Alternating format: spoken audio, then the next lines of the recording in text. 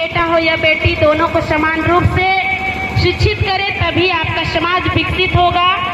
तभी जाकर के हमारा समाज का सिर्फ नाम लिया जाता है, किंतु वैल्यू नहीं के बराबर हमारे समाज को दिया जाता है।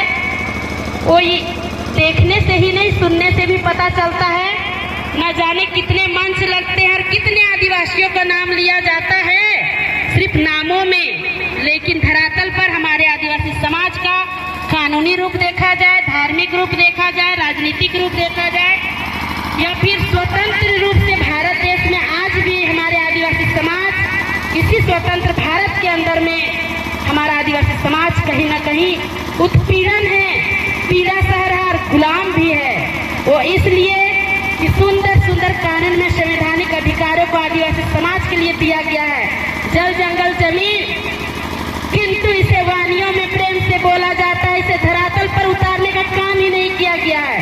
यदि किया गया होता तो आज हम लोग अपने जमीनों से बेघर नहीं हो गए होते, आज हमें बड़े बड़े रैलियां करने की आवश्यकता नहीं होती। सभी अधिकार तो लिखे गए, लेकिन संविधान के बंद पन्नों में सिर्फ लिखा गया है। इसे समझने की जरूरत है।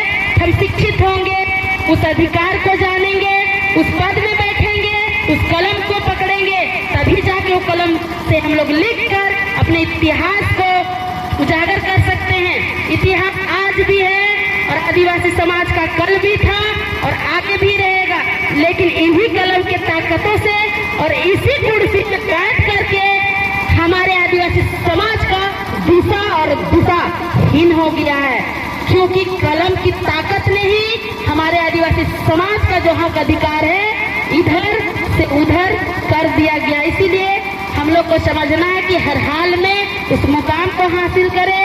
अपने बेटा बेटी को पढ़ाइए तो इसलिए पढ़ाइए कि उसे नौकरी ही मिले, ये सोच के ना, उसे शिक्षित बनाइए ताकि वो शिक्षित